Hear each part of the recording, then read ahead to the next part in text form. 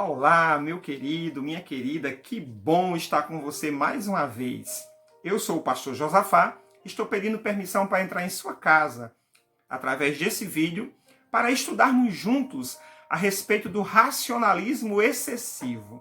Então, espero que você esteja pronto para que possamos, assim, estudar um pouco sobre essas ideias que são bem importantes. A primeira coisa que eu gostaria de dizer é o que nós vamos ver neste vídeo. Nós vamos ver aqui as origens e ideias do racionalismo como corrente de pensamento. Isso é importante para nós podermos situar o que acontece hoje na nossa sociedade e na igreja. Vamos ver também o legado do racionalismo. Como esse racionalismo ele está inserido em nossa realidade de uma maneira muito sutil, muito simples e até mesmo sorrateira. A outra ideia que vamos desenvolver é a forma como o racionalismo ele rouba a nossa alegria. E por último, nós vamos ver soluções bíblicas para esse racionalismo. Vamos começar? Então vamos lá. Bom, para início de conversa, o racionalismo ele inicia por volta do século XVII, século XVIII, com a era do iluminismo francês, exatamente. Muitos dos iluministas tinham a ideia de que a razão era a principal fonte, deveria ser a única fonte de conhecimento. A razão que leva o homem a comprovar as situações que acontecem no seu dia a dia, os contextos, os eventos e principalmente a sua relação com a vida. Bom, a partir daí, muitos pensadores começaram a apresentar conceitos diferenciados sobre esse racionalismo.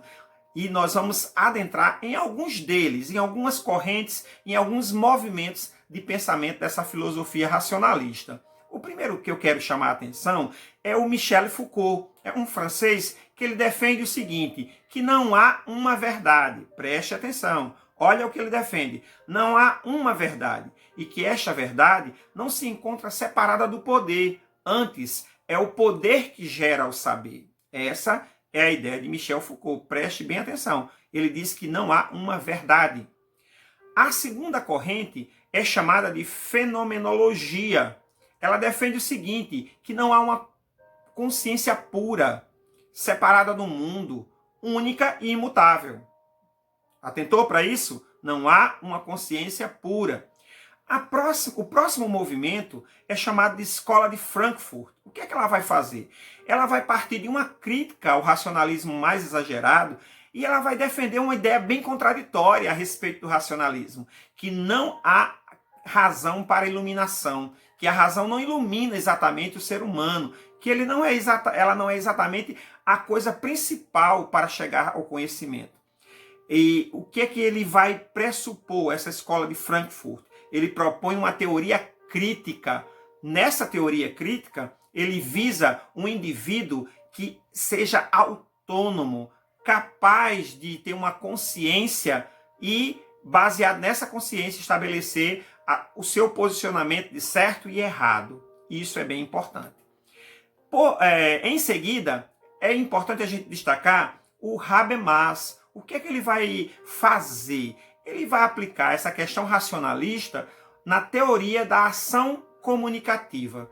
E preste bem atenção no que ele vai conceber. Ele vai dizer que o conhecimento é fruto de uma posição dialógica, onde existe diálogo entre muitas vozes de vários sujeitos. E que o critério dele de verdade, para se chegar à verdade, é justamente o consenso discursivo, quer dizer, várias pessoas, vários sujeitos colaboram com ideias a respeito de um tema para se chegar a uma verdade. E por último, que eu chamo a sua atenção para isso, é uma teoria que parece uma igreja. Eu pesquisei e eles têm templos e têm reuniões semanais, chamado de filosofia racionalista cristã. Ela é uma filosofia espiritualista que explica o que somos e o que fazemos no planeta escola chamado Terra. O foco dessa filosofia, principalmente, é a evolução espiritual nesta vida presente, sem preconceitos e sem dogmas. Muito interessante. Bom, Passei para você a respeito dessa origem e do posicionamento racionalista.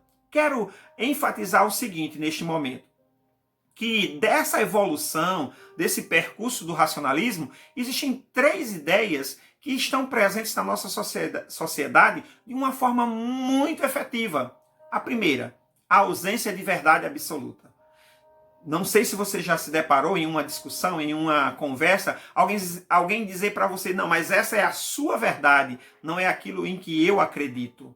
E isso é uma coisa muito preocupante, essa ausência de verdade absoluta, tendo em vista que Jesus Cristo disse que ele é a verdade. A segunda ideia que a gente precisa chamar sua atenção é a exaltação exagerada da razão, é o racionalismo, a lógica acima de tudo. Se eu não ver lógica, eu não vejo por que me envolver, tomar decisões e ser uma pessoa proativa. A terceira coisa que eu gostaria de chamar a sua atenção é com relação à consciência individual como base de toda a decisão da vida, do certo e do errado, do bom e do ruim, daquilo que eu devo ou do que eu não devo fazer. Se minha consciência manda, eu vou lá e faço. Não me importo com as demais situações ou as opiniões a respeito daquilo que eu estou realizando. Partindo disso aí, nós já podemos estabelecer como esse racionalismo ele vai roubar a nossa alegria. De que forma ele vai ser colocado para minar a alegria que temos como cristãos, filhos de Deus. A primeira coisa que é muito séria, relativizar a verdade. A palavra de Deus não é exatamente verdade. A moralidade que a palavra de Deus passa não é exatamente aquilo que ele quer dizer. O pecado é uma questão de ponto de vista. Aquilo que eu vejo como pecado não é o que você vê como pecado. Então, dessa relativização, ele faz com que a verdade seja uma coisa muito principiada do ponto de vista da pessoa que está vivenciando. Então, eu quero que você esteja em seu coração reforçada essa ideia. A palavra de Deus, a Bíblia Sagrada é a verdade. Ela não contém, ela é a verdade. E que o que ela nos passa de ensino moral é proveitoso, verdadeiro e traz consequências benéficas à vida. E que o pecado é transgredir não apenas a lei de Deus, mas ferir conscientemente a moral que ele põe para mim. A segunda coisa que esse racionalismo rouba é a nossa relação de dependência com Deus. Nós nos tornamos humanistas demais. Tudo tem que estar centrado em mim, na minha pessoa, no ser humano. Então ele vai roubar essa dependência que eu tenho de Deus. A terceira coisa que eu gostaria de chamar a sua atenção para a forma como esse racionalismo nos rouba é a sua lógica humana. Eu tenho que ter lógica. Eu tenho que ter a explicação, eu tenho que ter os porquês. Deus não fez e por que ele não fez? Deus não curou e por que ele não curou? Ele não é todo poderoso? Ele é o Senhor soberano sobre todas as coisas e por que ele deixou acontecer? Essa busca desesperada dessa lógica humana em saber os porquês rouba a nossa alegria. Esse racionalismo também rouba a nossa alegria quando existe uma preocupação exagerada. Por que existe uma preocupação exagerada? Porque eu estou sempre procurando o porquê lógico, humano das situações. Eu estou sempre procurando uma explicação que satisfaça a minha razão. E o que é que acontece comigo? Quando eu não consigo, quando as coisas que Deus guardou para uma revelação posterior, ele não passa para mim, eu me decepciono. Aí a igreja já não presta, as pessoas já não prestam, as pessoas já não me satisfazem, as amizades não me satisfazem. Por quê? Porque eu preciso urgentemente responder os porquês e eu não estou conseguindo. Querido, a forma como esse racionalismo rouba a nossa alegria é nessa forma dessa preocupação, de estar sempre querendo, humanamente falando, conseguir respostas para coisas que Deus não revelou. Aí Isso me faz lembrar de um texto bíblico, lá em Deuteronômios 29, capítulo 29, versículo 29, que as coisas encobertas são para Deus e as reveladas são para os homens. Algumas coisas Deus encobriu para que nós não soubéssemos, para que nós não tomássemos conhecimento. Então, por mais que nós queiramos, logicamente e humanamente, atentar para uma resposta, nós não a teremos. E o que é que nós vamos fazer? Aí tem uns detalhes importantes que eu vou mostrar para você de como você deve solucionar essa questão do racionalismo. A primeira coisa que eu sugiro a você é confie em Deus. Plenamente, totalmente. Descansa nessa sua confiança nele. Eu poderia aqui citar N versículos, diversos versículos bíblicos que apresentam homens de Deus desenvolvendo esta confiança no Senhor. O Salmo 141, 8, Davi vai dizer isso, dessa confiança. Eu quero confiar no Senhor. A minha alma descansa no Senhor. Em vários salmos, Davi passou essa confiança no Senhor. Por quê? Quando eu confio em Deus, eu não vou estar dando lugar à minha lógica humana de perguntar o porquê das coisas. Se ele conhece o que é melhor para mim, se ele sabe o que é melhor para mim, eu deixo nas mãos dele e ele resolverá.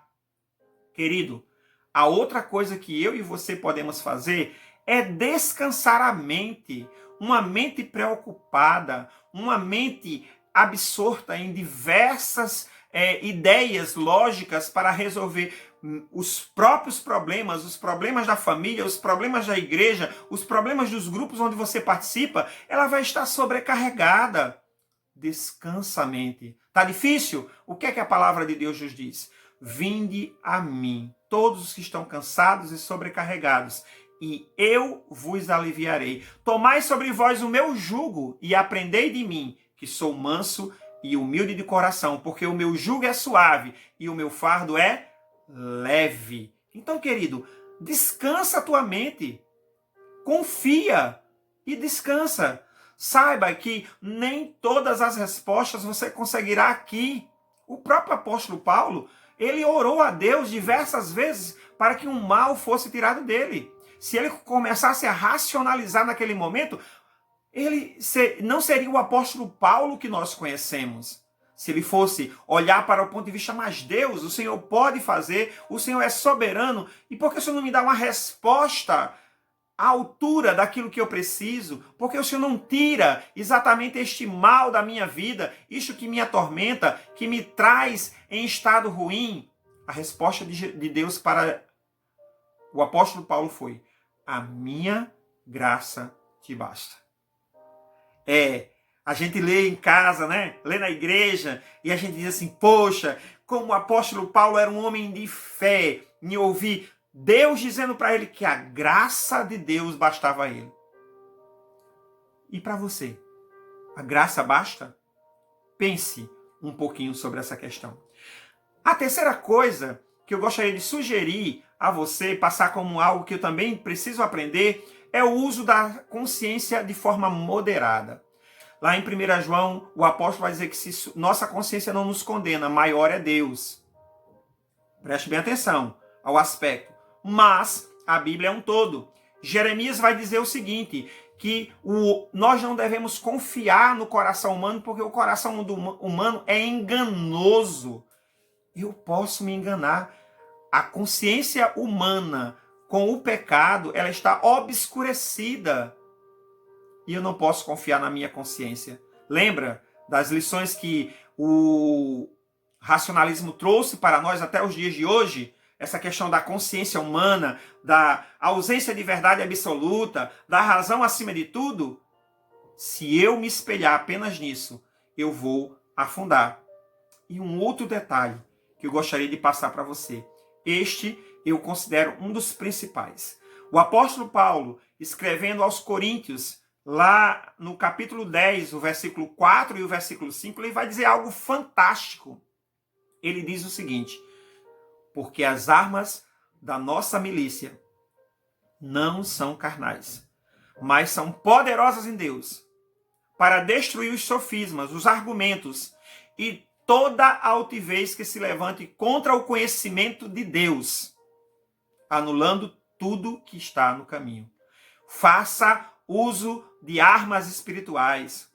Se você é alguém racionalista, que está colocando a razão, a sua lógica humana acima de qualquer coisa, substitua essa razão humana, essa lógica humana, essa preocupação exagerada humana pelas armas espirituais que destroem todo tipo de altivez que se levante contra o conhecimento de Deus. Querido, Deus não nos fez para sermos pessoas racionalistas, em excesso, exageradas. Ele nos criou para usarmos o nosso intelecto, a nossa razão, como diz Romanos capítulo 12, para fazer para Ele um culto racional. O John Wesley, ele usou dentro do seu quadrilátero o elemento razão, mas ele não usou essa razão para ser um pretexto para sermos racionais de forma exagerada. Ele usou esta razão para que nós pudéssemos usá-la rendida aos pés da cruz, como um instrumento de chegar a outras pessoas, de construir um conhecimento sobre a palavra de Deus e fazer dela a nossa regra de fé. Do jeito que estava a razão no seu quadrilátero, estava a fé, estava a palavra de Deus. Então, você precisa entender que nós, como cristãos, precisamos não andar preocupados excessivamente. Essa razão não deve funcionar para preencher a minha cabeça e a minha mente, a tua mente, de preocupação exagerada, para gerar ansiedade. Não. A minha razão deve ser usada para glorificar a Deus. Queridos, ao longo da história, desde a sua inauguração, no século XVIII, o racionalismo apresentou várias personalidades filósofas ao mundo. Várias pessoas que pensavam que podiam até viver sem Jesus e sem Deus. Porque a maioria dos racionalistas eram pessoas que defendiam o ateísmo. E depois, no final de suas vidas, alguns deles, eles puderam reconhecer não somente a pessoa de Jesus Cristo, a autoridade dele, a divindade dele, a verdade que existia em suas palavras. E eu gostaria de citar pelo menos dois deles. O Alfred Loazzi, que é um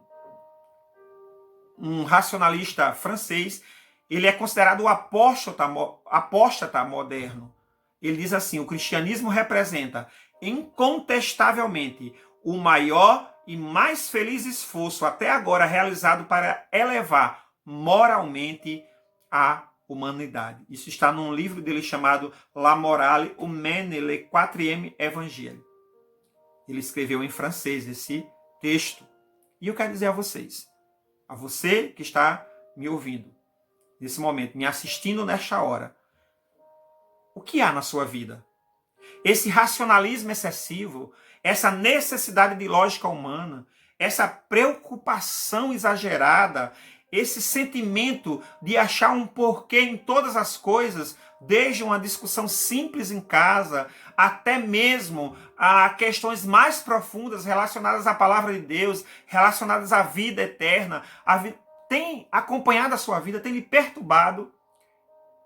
Que hoje seja o dia em que você declare em seu coração, de acordo com 2 Coríntios capítulo 10, versículo 2, versículo 4 e versículo 5, que você use armas espirituais de destruição desse entendimento obscurecido e que você goze da paz de um relacionamento de confiança em Deus, descansando a sua mente, sabendo que algumas situações ele deixou revelada para você, outras ele ocultou e no dia certo ele vai revelar. Só para finalizar, Paulo afirma, diz que quando eu era criança, eu pensava como criança, agia como criança, mas agora que cheguei a ser homem, eu desisti das coisas de criança. Na continuidade do texto ele vai dizer, hoje nós entendemos em parte, mas um dia nós entenderemos na sua totalidade. Então, aguarda. Deus deseja para você que você seja alguém que use sua razão para servi-lo de todo o coração. Deus abençoe sua vida, sua família, hoje e sempre. Em nome de Jesus.